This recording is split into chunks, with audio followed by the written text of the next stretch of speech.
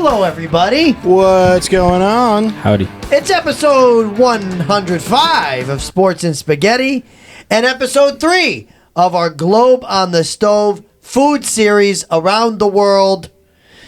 And boy, oh boy, are we excited for this one because all eyes turn south of the border. No, don't get your mind out of the gutter. I'm talking about Nick.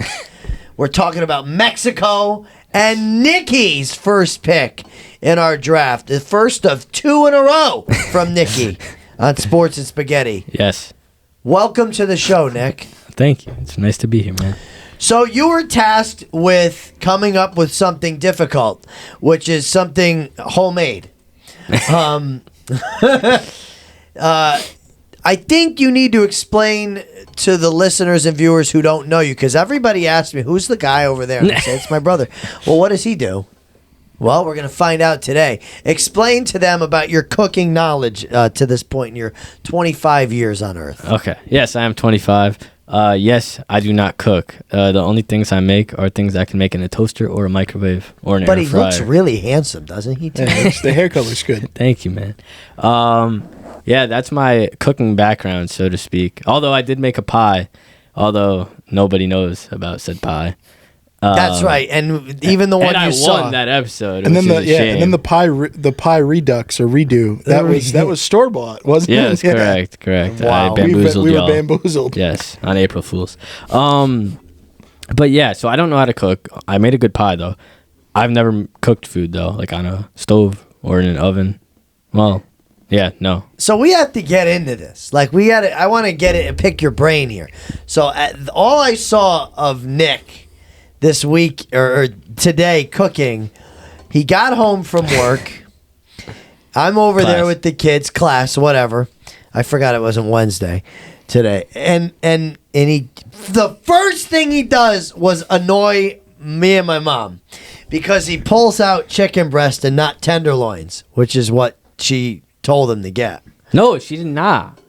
Well, what you were supposed to get. It's muchy. Anyway, so he had to... all I saw him doing was pounding the chicken, and he was asking me how thick the chicken had to be. And then I left. He said he didn't want me there watching. So I said, you know what, kids? We're going to go home, and I blame you for my kids' meltdowns. How? Because they were perfectly happy. You had to leave anyway. No. It was 8:15. Anyway, so it was Mexican week. What did you make? I made chicken quesadillas. That's pretty bold of him going after like our highest ranked thing ever. The highest ranked thing ever. Yeah. So basically the thought process here was there's not a lot of ingredients, so it shouldn't be too hard to make, in my professional opinion. I love the honesty. Yeah, I needed something easy. Yeah, that's about all I can say right now. I can't wait. It's edible though, I will say that. Before we eat it, we're going to do the Jolly Rancher word of the week. I made you guys wait a few minutes this time. Oh, well, hey, they've been coming quick with the Jolly Rancher words of the week lately. And this one is the type of cloud that appears when thunderstorms and severe weather are present. Okay? That's what it is. Stratus. It is not stratus. It's strange clouds, B.O.B.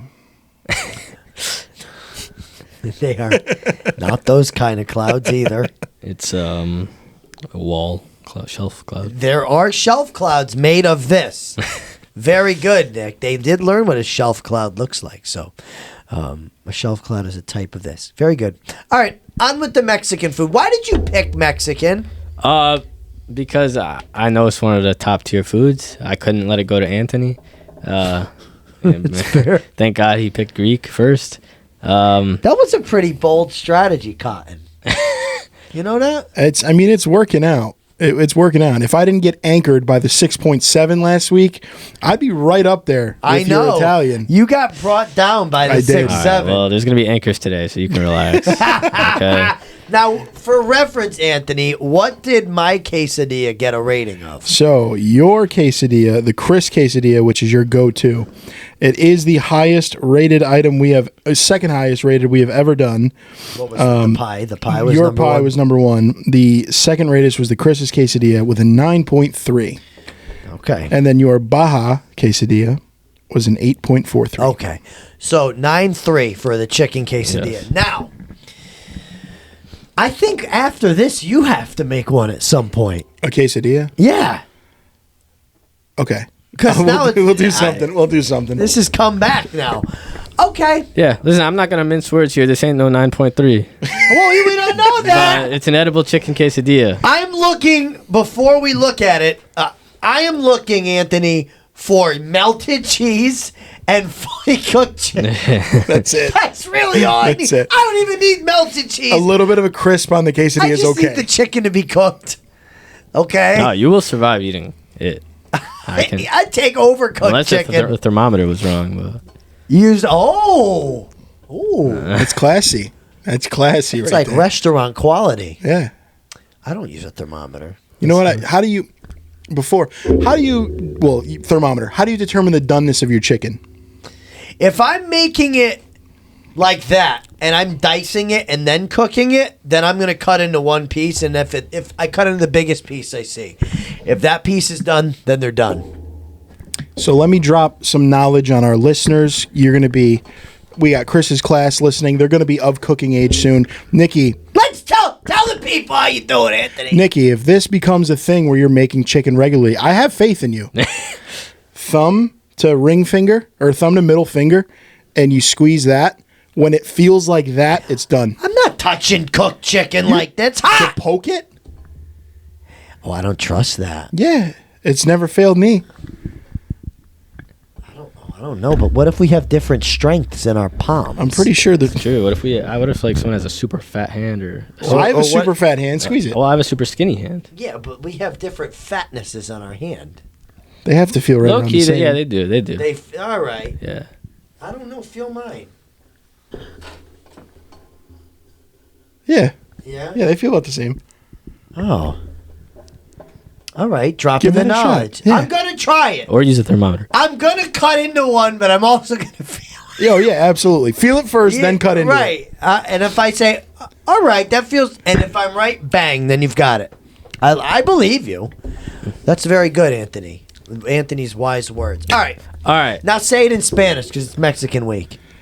El pollo es complicado. I don't want to say cooked. Quien. Oh. Quien would be. Cocinado. I was gonna say Cocinado. when. Quien. Who? Oh, I don't know. It's when. Yeah, you kind of. Cuando? What? Cuando? All right. You're going to make that face at me? No, I'm not. I'm an idiot. It'd be. I don't know how to say I thought hand. who was. Never mind. Mano. I know you. All right, why don't you say it, Chris? That's enough. Let's try it. All right. These ones have more cheese than these ones. Okay. I don't know if y'all have preferences on your cheeses, but What kind of cheese do we use, Nicky? Yeah. I used the Mexican shredded. Classic. You know what I You mean? have That's to. a classic. Yeah. All right, we'll be back in a minute. I also added Or not. sorry. No, you're Fine, good. I'll talk about it after. Yeah, y'all talk eat about it after we eat. All right, we'll be okay, back. okay. So that is my quesadilla. I chose to exclude salsa because I don't like salsa. You made it how you wanted it. Yeah, exactly. What did you season that chicken with? That was also a personal choice I made. I used the packet, but I chose the hot and spicy packet, not the mild. The old El Paso? Yeah. Oh. I went with the that's hot and what it spicy is? one. Yeah. That's good. I've never had chicken like that on a quesadilla. Yeah. I did a bad job dicing it, so there are little big chunks in there, but you know. No, you didn't. No, you did not. That's not bad. Not at all. They were a little thick, but I am not complaining about the chicken or any of it. I don't even care about the tortilla not being that crispy. I really don't care. If I got this somewhere, I'd eat it. Mm-hmm. And I did. That's really yummy. yeah. So that's my quesadilla. It was super easy to make. We've already done quesadillas, so everyone probably already knows how to make a quesadilla. But diced the chicken, seasoned the chicken with the El Paso, put the chicken in the skillet with the olive oil on the skillet. Do it until it's 165. That was the number chosen today. I'm glad you chose that number. And then Any lower, and we would have been eating E. coli. I used a burrito wrap. gonna sprinkle cheese on half of it, then put the chicken on the cheese, then put cheese on the chicken, and then put that thing back. Oh. Then fold it in half and put that thing back on the skillet. See, there's differences there. Yeah, that was how the quesadilla was made today. Nick, I liked that. Thank you.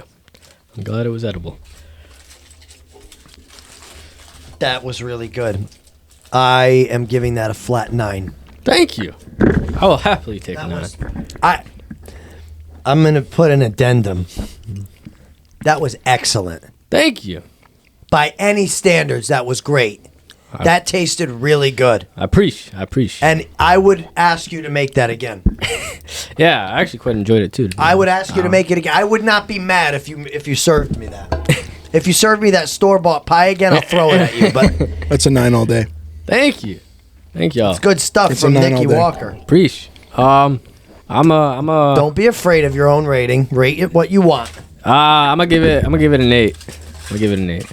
I want to see if this one. Oh, this one's a little bit crispier.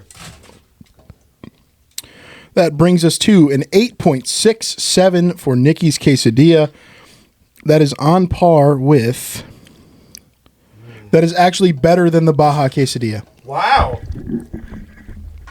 I agree with him. I agree. That's really yummy. Thank you. I gotta shout out Titi. She did help me here and there. I would be shocked if she didn't, But given your cooking background. But that's really good. She didn't make it. no. That is awesome. Yes, thank you guys. I appreciate. Now, Nick, you've backed yourself into quite a corner, pal. Have I? Because you just got 2 9s from us, and you're on. You're wearing the Mario Batali orange Crocs next week too, brother. And remind us again what you are cooking next week. Yeah, I gotta make Chinese next week, y'all. And that is much tougher than a quesadilla. Yeah. So all I'm saying, brother, is you've given a baseline, and you're gonna have to meet it. That is just tremendous. It was delicious. Wow. I'm not blown away, but that was very good. Like if I was blown away, that would make you look like you're incompetent. That was really good. I am a little incompetent in the kitchen. It's fine, to be honest. But he knows every muscle in the human body, Yeah, mostly. or just about every muscle. Yeah, don't test me on that though. All right. We got a tinfoil ball, which only means we've eaten, we've discussed, we've rated, and now it is time for my favorite segment and yours. This is in no particular order. Mr. Chris Walker, take it away. Thank you, Anthony, and thank you, Nick, for that excellent quesadilla. My pleasure. I would eat more. Look forward to next Thursday. That's all I can say. You bet. All right, let's talk about some sports here. So, let's get started with the good first. Wrexham. We talk about this soccer team all the time on this show. Wrexham has earned the promotion to the English Championship. That is awesome for football. Depending on who you ask, it might be terrible for football, but McElhenney and Reynolds have done an amazing job with that team, pumping money into that team and getting them to a level where they can compete for a spot in the Premier League in the next few years. And they both said that Wrexham will be an EPL team within 5 years. I think that might happen sooner than that. I don't think they're going to get killed next year at all. In fact, well, they're going to have some huge turnouts at Racecourse Ground, which is their home stadium. When they play teams like Southampton, who's dropping down, Ipswich, who was in the PL this year, Leicester, who is in the Premier League, I'm not even talking good about them, but they're, a team that has a lot of a following, more than Wrexham might have. Blackburn, and in particular Swansea, who has been a Premier League team semi-recently, but Swansea is in the same region, Welsh region as them. That's going to be a really cool thing, and I'm definitely becoming a fan of Wrexham next season for sure. I might even get a jersey. I mean, they're a fun team. For young fans, there's a lot of buzz around them. And for me, Wrexham is the good this week. It's good. So like comparison-wise, Wrexham is like Vegas, Golden Knights. If you're really not into hockey, Vegas was new. It was shiny. They came in, Wrexham, new, shiny, names behind it. I'm just trying to Americanize this because I'm still thick. We know this. I like what you're saying about them being new now. I will say that they've been around since 1864. Well, and they are the oldest professional team in Wales and third oldest football team in the world. But they are extremely new to being good because they were down in the 5th league. Like they were in the 4th division, the 5th division, the National League. And then they went up, and now they're going up to the championship. They're the first team in history to move up, to be promoted in 3 straight seasons. I mean, that is... I don't think they're going to be promoted this next year, but I don't think they're getting relegated either. No, you know what? I'm going to go on record right now, and I think they're going to be in a playoff for the Premier League next season. They're going to be in a playoff. I'm saying middle table, 9 through 11. Okay, I say 6 through 8. Okay, 6th place would get them a playoff. Six popped into my head. Now I don't know anything about this. I might follow it. I don't know, but we're gonna make you a fan, Anthony. No, I already told you. I told you my team is. I told you I'm now a Wolverhampton guy. All right. Oh, I love that. That's my second team. Wolves are good. Solely for Jorgen Strand Larson. Sick name. I love the this. Wolves are awesome. Very good. That's the good. All right. So the bad. There's been a lot of bad things in this Leafs series with the Panthers already. I'm actually rooting for the Leafs. If you don't know, I'm going to say it again. I turn the radio on and I sync it up to the TV so I can hear Joe Bowen call games. And they're up 2-0 in their series, and so I'm really happy because he's just going, holy Mackinac, what a save! Rebound! Every game, and it makes me happy. I laugh when he's calling games. But anyway, there's been a lot of nonsense in that series. And so there's actually 2 things I want to say that are bad. The officiating on the call in Game 2, okay, when Evan Rodriguez of the Panthers got cross-checked into the boards and had to leave the ice, he got an embellishment penalty. They called I don't remember off the top of my head who hit him, but they called him for a 4-minute roughing penalty, which I've never heard of in my life. Where's 4 minutes coming from? That's a 4-minute penalty is a double minor. You can't get 2 roughings on 1 hit. That was what it was. And Evan Rodriguez got 2 for embellishment. He had to leave the game. His face kissed the glass. Like he collapsed in a heap and had to be helped off. Come on. I don't want to say that anything is funny, but the funny part about this is he got a 2-minute penalty for embellishment that he could not serve because he couldn't sit in the box. That was brutal. Like I said, I'm rooting for the Leafs. I don't want the same team to win twice. I don't want the Panthers to win. And I'm kind of riding this Leafs train. They're fun to watch right now. They're a fun team. But the other thing that happened is Anthony Stolarz, the starting goalie, was knocked out from an elbow by Sam Bennett. Now, there was also a shot he took in the head, a 95-mile-an-hour slap shot he took in the head a few minutes prior to that. But this was before Game 2 that I put Stolarz on the bad for being injured. It's not him, it's the situation. He was vomiting in a bucket before he left the game.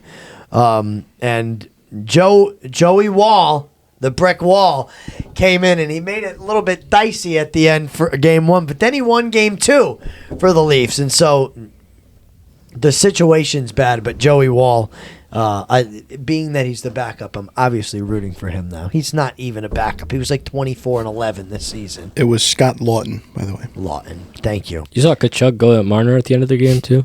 No, you know how he is. They've had to play both Kachuks this playoff. They've had to deal with both of them. And Marchand, he scored a goal, but he's been silent. But man, oh man. We'll talk about that in a little bit.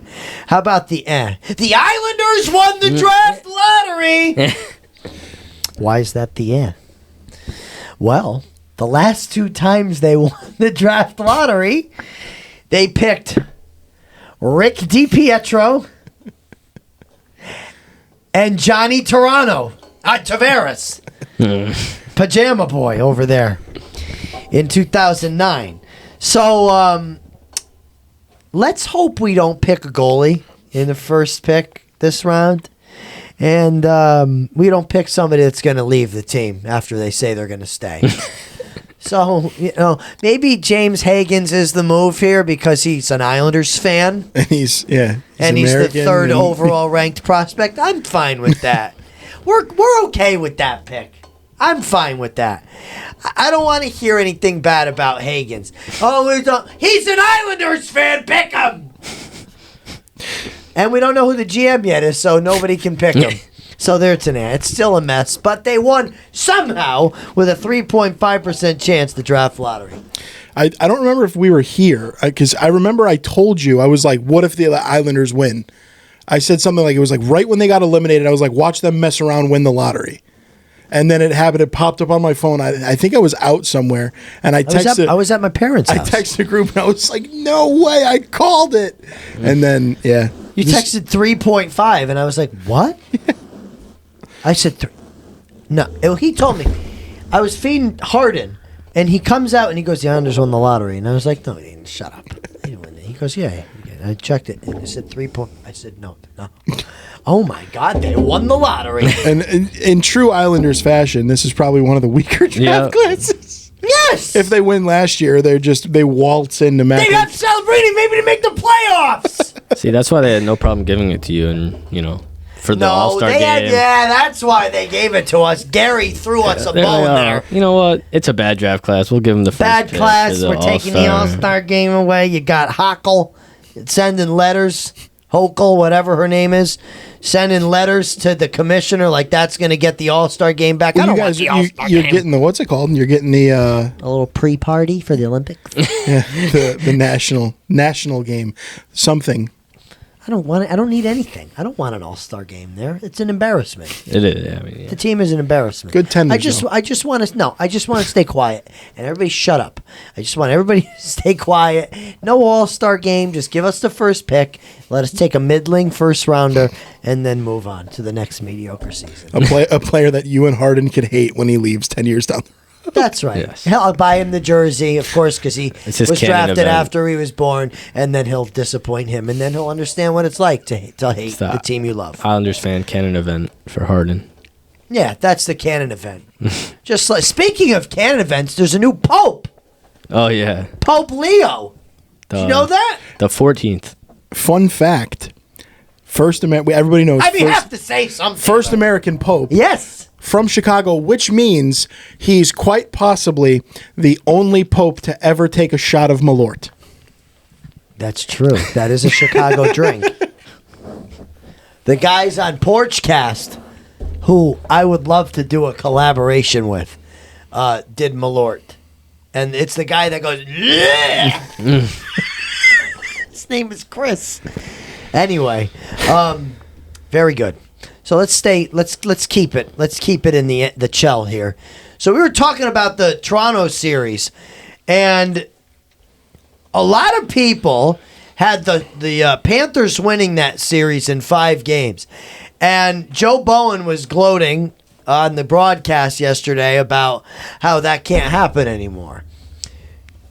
Really, though, all the Leafs did was hold serve. They won their home games. Which, if they win all their home games, they'll win the series. But I want to know what you guys think about the Leafs going down to Florida with no starting goal. Their starting playoff goalie is not there, and you're going into a tough environment. It's a very rattling environment. Emphasis on the rat. I think it's going to be tough for them. I think they're going to need to score early. They're going to need to score often, and this is a series where you've seen them thus far not take their foot off the gas.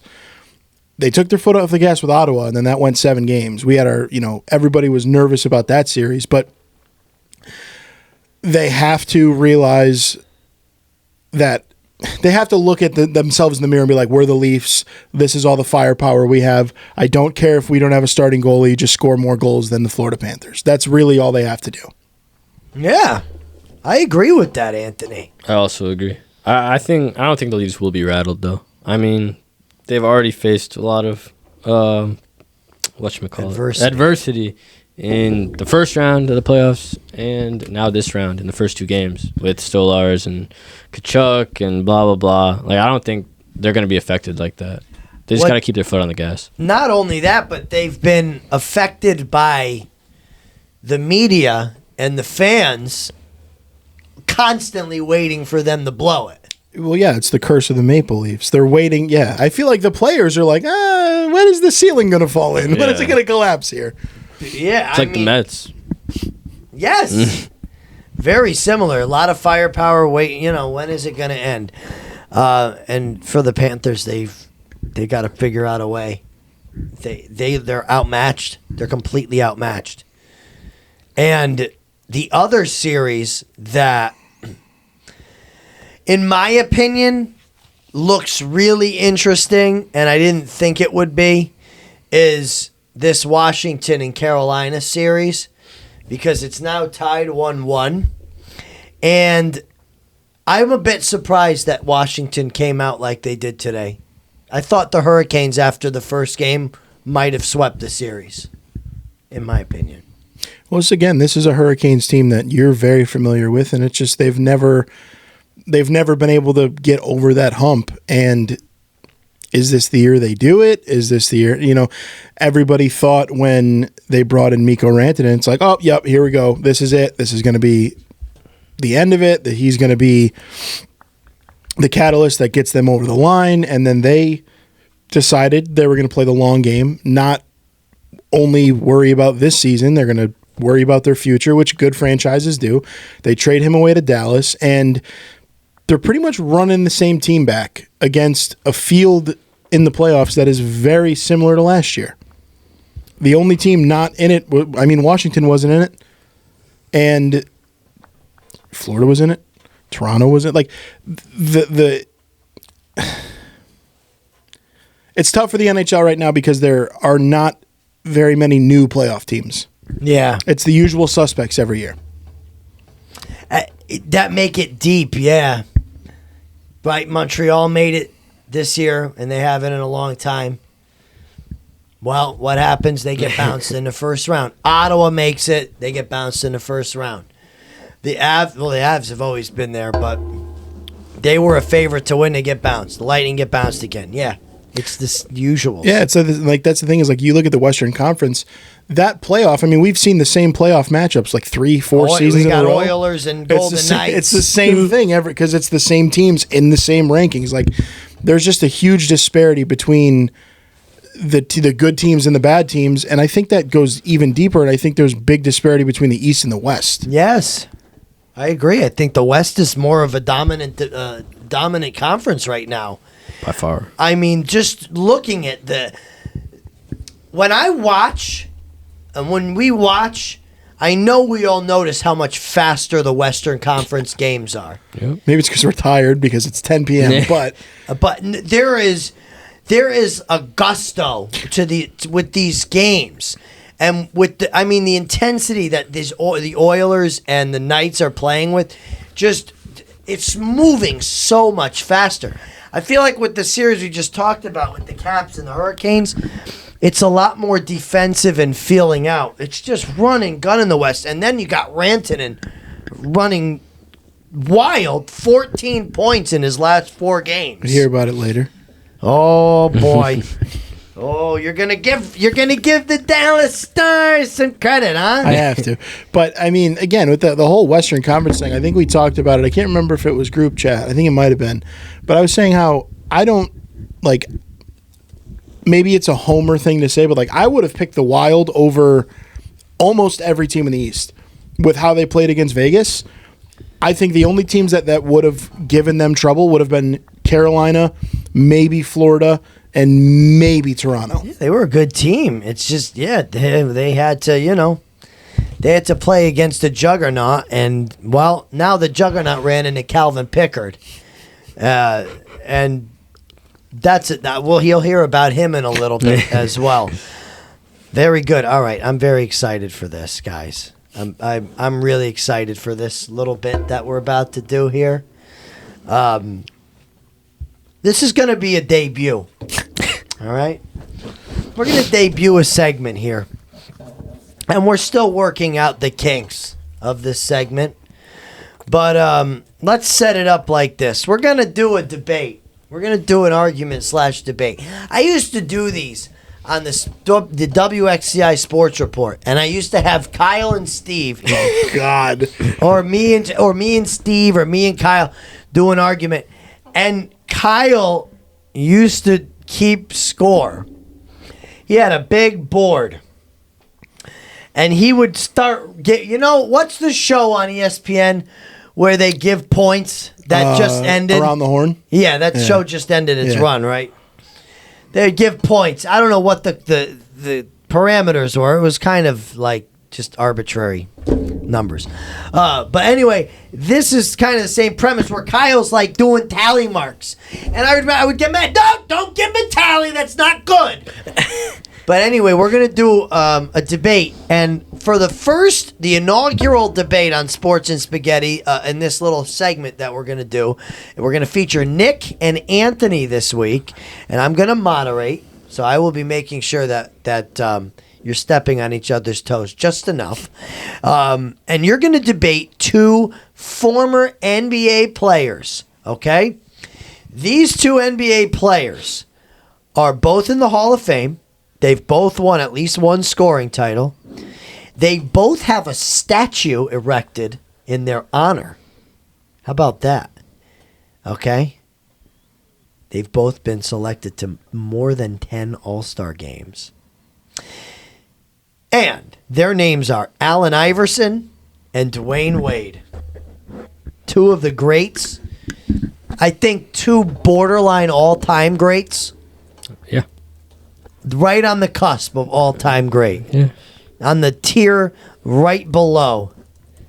Like Chamberlain, Yeah. James, Top 20, Jordan. 25. Yeah.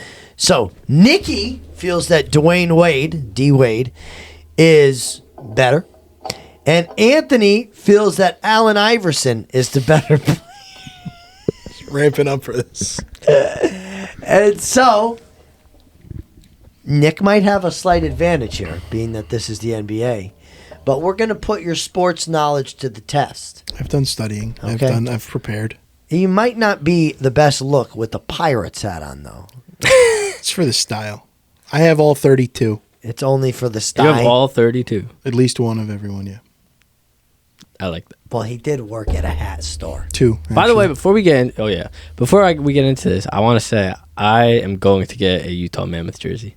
They're so sick. You want to know They're something? so real I fast love their before we logo. do this I thing? love So their sick. logo. Did you see the ones on the Embarrassing. shoulders? I didn't. It's the state of Utah, and they have like a mammoth. It's That's so the only sick. one worth anything. It's so sick. That is an embarrassment to hockey that they're named Mammoth. Can't they be the Mammoths? I'm going to call them the Mammoths from now on. Well, is the plural of mammoth mammoths, or is it mammoth? Mammoth. Mammoth.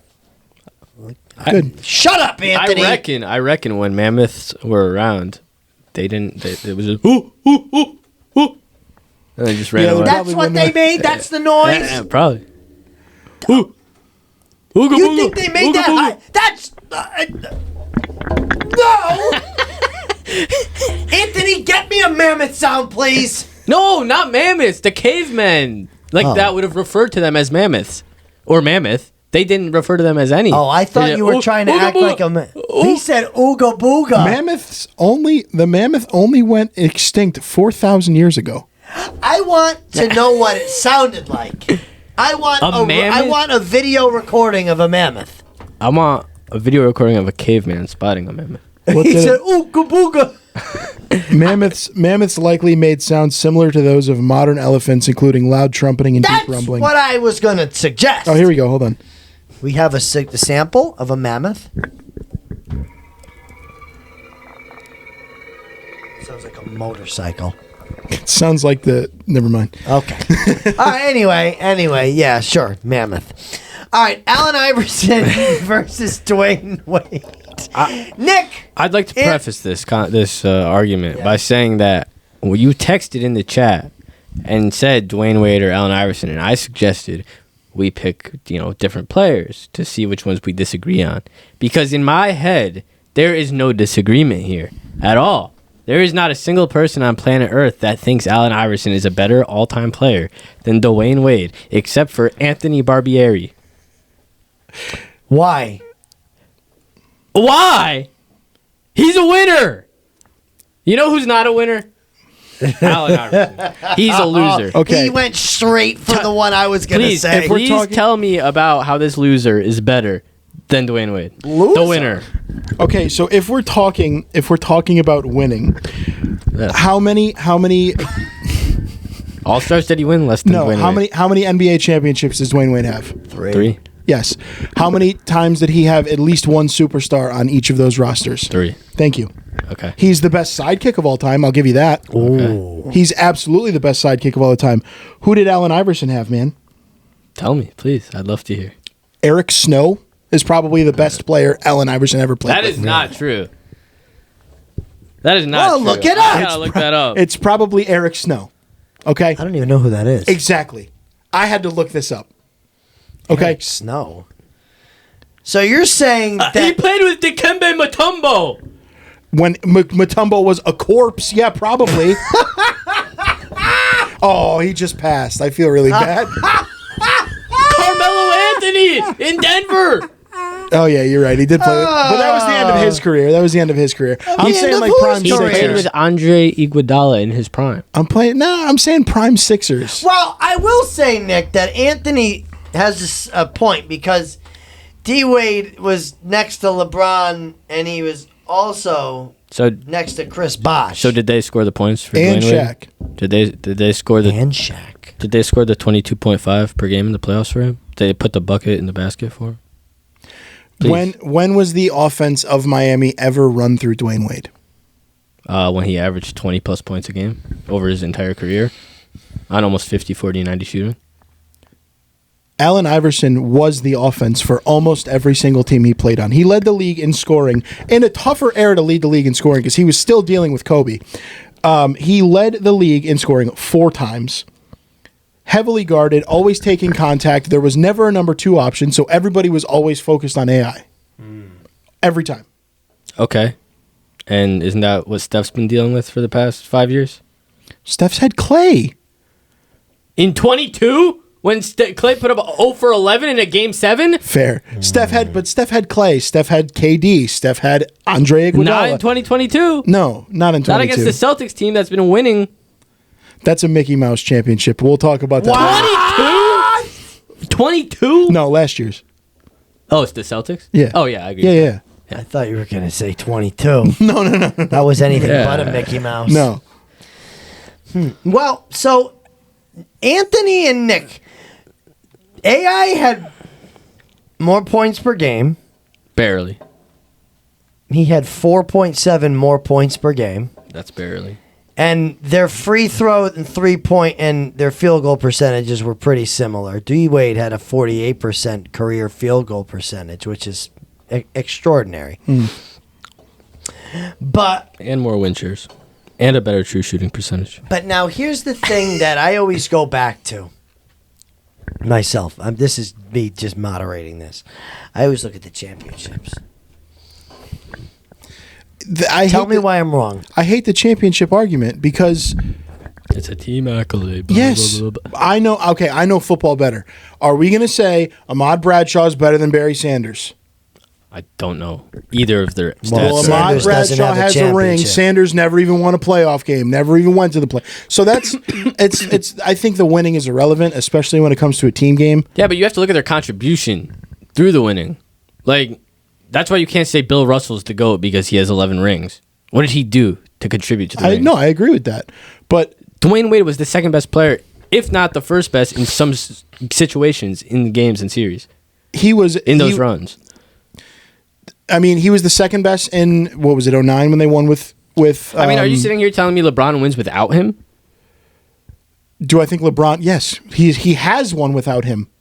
on that Heat team, LeBron wins without Dwayne Wade putting up 22, 6, and 6. Not on the Heat team, but in general, yes. Yeah, okay, I can agree with not on the Heat team. But LeBron needed Dwayne Wade just as much as Dwayne Wade needed LeBron for those chips. Yeah, but that too is, you always forget about Bosh. Everybody always forgets about Chris Bosh and Ray Allen. They were both huge role players. That was some team. It was really a good team. But D Wade didn't win by himself. He had Shaq with him, and then he had LeBron with him and Bosh. This was the end of Shaq's career. It's still Shaq though. It's still dominant. But again, like you look at. Okay, but then so you can say all this. Oh, it's a team thing. Blah blah blah blah blah blah. Then why does Dwayne Wade have 2 more All-Star selections? He played for longer though. And doesn't longevity have a role? I think longevity has a role, but if you're going to put longevity in a role, I think impact should have a role too, and cultural impact. And I don't think there's anybody. I think the top 3 most impactful players in basketball in at least my generation, the generation before, it's probably Jordan, Kobe, AI in that order. I would say that AI had a lot to do with people wearing long shorts. Yeah, dude, you had the long shorts, you had the headbands.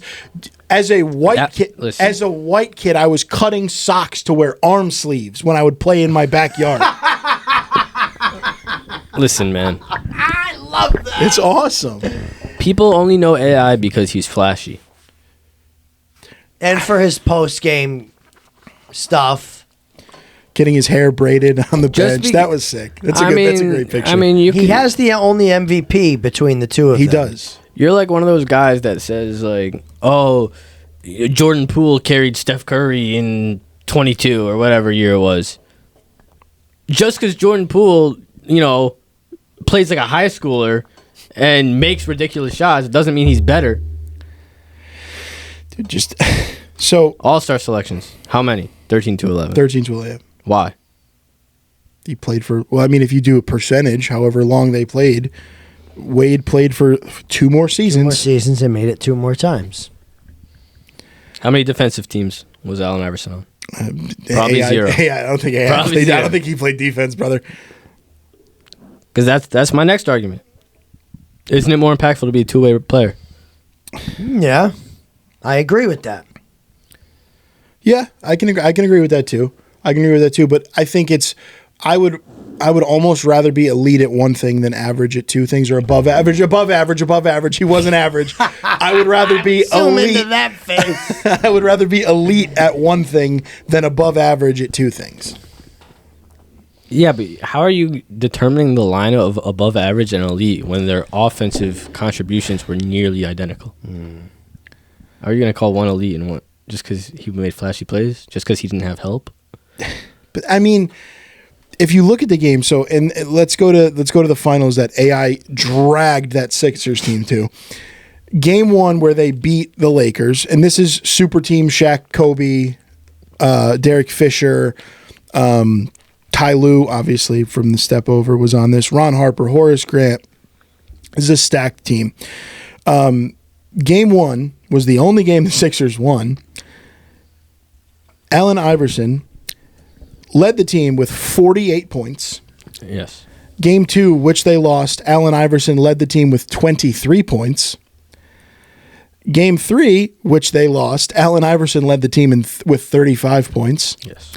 Game 4, 35 points. And Game 5, 37 points. Yes, that is what you are supposed to do when you're the best player on a team. Yeah, but if you go to the Heat's playoff runs, when was Dwayne Wade leading?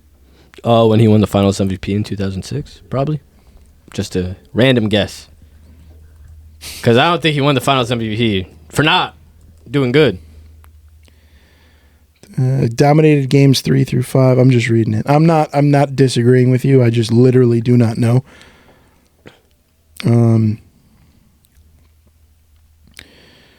Yeah, so game 1, D-Wade put up 30. Game 2, he put up 21. Game 3, he put up 42. Game 4, he put up 36. In Game 5, he put up 43. and then Game 6, he put up 36. Do I get a point? A ding!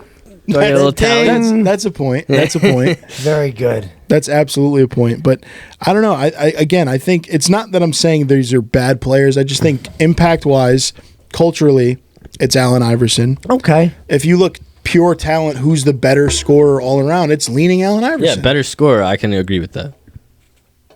But Better- Nicky's better saying all-around player. And that's the whole point of the argument. I love it.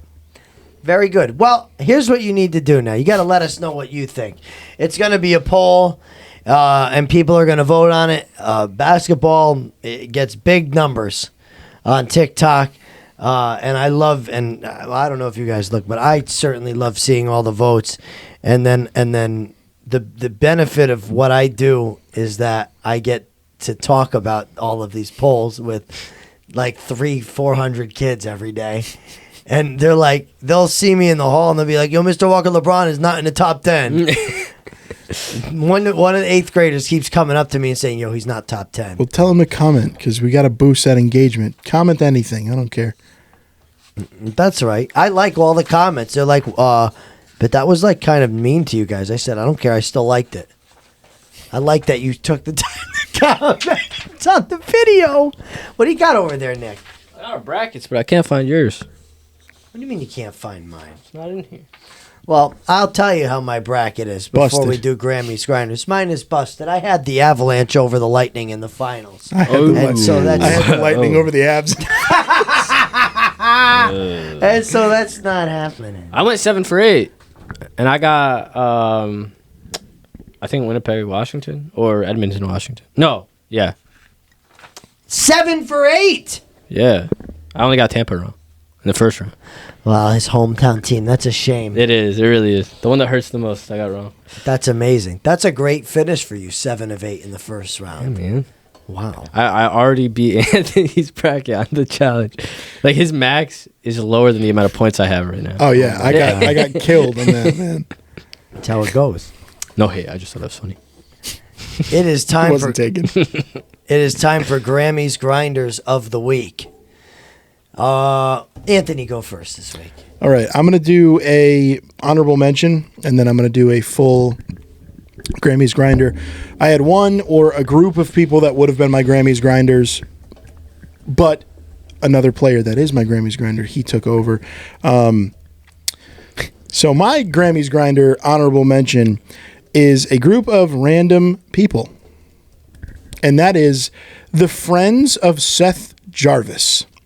Now, why are we asking why they're Grammys grinders? They're not athletes. They don't do anything.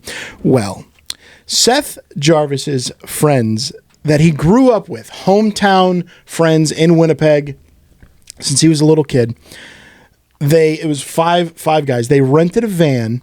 They drove from Winnipeg to Raleigh, North Carolina, just to go see Seth Jarvis play, and they all showed up in Jarvis jerseys. It was like a home, an away, an alternate, a Whalers. It was sick. He found him in the crowd, and it's like, that's, when your boys are when they're really your boys, there's nothing better than that. I think that's a top tier feeling, is when the boys show out for you. That is awesome. Now, speaking about showing out, this is my actual Grammys grinder. It is Mikko Rantanen. I can't believe you're doing this. I can't believe I'm doing it either, but I've been watching the Stars game with the mouse, and this guy's taking over the games. He has 2 hat tricks back to back. He had one in the third period of Game 7 against his former team on a revenge tour that put them over the top and knocked the Avs out of the playoffs. And what does he do to follow up? Oh, nothing. He just goes into Winnipeg and scores another 3 goals. Dallas wins 3-2. Insane. This guy is on an absolute heater right now. I think you said 17 points in the playoffs so far. This guy's been on a heater for all intents and purposes. That Dallas trade, it looked like a lot at first because he wasn't really participating in the scoring. They gave up a lot for him in Logan Stankoven. And all of a sudden, it's like this dude just woke up one day and was like, oh, yeah, I remember how to play hockey. He has been on another level. Unfortunately, Dallas star Mikko Rantanen is my Grammys grinder. My Grammys grinder is Calvin Pickard.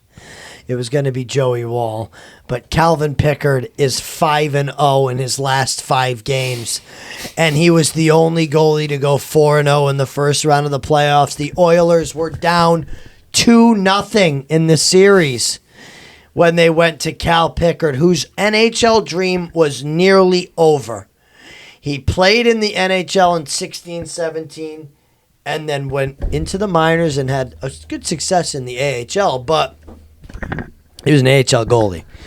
And he got called back up. He was actually the very first Vegas Golden Knights draft pick. Did you know that?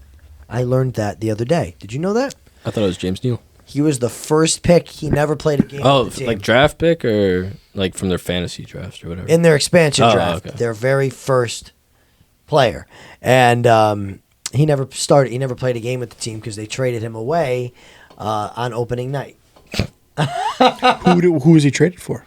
I forget who he was traded for. You can look that up for me. But anyway, Calvin Pickard's numbers are excellent. He is a goalie that reminds me a little bit of Tim Thomas, who was famously of the Boston Bruins and had a very unorthodox style. I love how Pickard, the Oilers goalie right now, is kind of unorthodox. He just fights for pucks. And it's not super by the book like a Connor Hellebuck would do, or even Stuart Skinner, who's the starter for the Oilers. He's not starting anything right now. But Pickard is finding a way.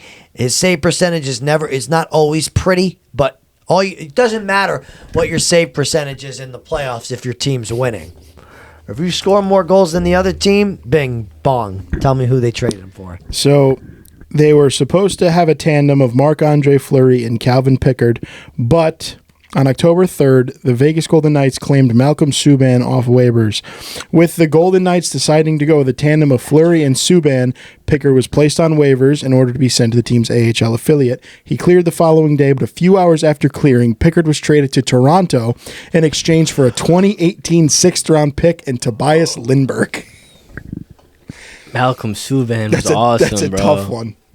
That's a tough trade if you're Vegas. No, Malcolm Subban was huge in the years that he played with us. He was. I know it hurts a little now, but he was. He played a lot of excellent. big games. Yeah, he did. He did play a lot of big games. But there you go, Cal Pickard. Nick? I always pick Warriors players because I'm obsessed with the NBA right now, but I have no choice but to give it to Buddy Hield. In the first 3 games of the playoffs, he put up 2 points, 2 points, and 5 points. And in the last game of the regular season, he put up 8 points. And I have a text on record that I sent my friend. You can edit this out if you need to. But I said, Buddy Hield should be executed. And then he proceeded to put up 33 points in Game 7 against Houston to get us out of the first round on 9 for 11 from 3. And then proceeded to put up 24 against Minnesota in Game 1 after Steph Curry left with an injury. And he is unironically carrying our team right now. And I'm sorry to him. And he is my Grammys grinder for actually being insane right now after averaging 11 this year. I'm leaving that in. I am leaving that right in. Absolutely. He's become a core piece. That is such a Nicky thing It's to insane. say. He's become a core piece. They call Jimmy Butler and Steph Curry Batman and Robin. And now they're calling Buddy Alfred. Very good. It's funny. It's funny. I love it, Nick. All right. Do this. Bye. Thanks for watching. Don't forget to hit that subscribe button. See you next video. Thanks, Sabrina. Thanks for watching and listening to Sports and Spaghetti. Follow us on TikTok at Sports and... What is it? at Sports and Spag Pod. And on Instagram at Sports and Spaghetti Pod. That's staying in too. Keep following and liking. We're up to 350 followers on TikTok, which is up like 200 from where we were a couple months ago since we really started ramping up the posts. So that makes me a happy camper indeed. We had a post hit 2,000 views this past week. It feels good. Thank you. Anthony, take us away. Alrighty. Empty trays, tinfoil balls. It's been a good night. We got Nicky. We got Chris. We got Ant. Make sure you join us next week. Nicky will be making Chinese food on the next episode of Globe on the Stove. As always, take care of your loved ones.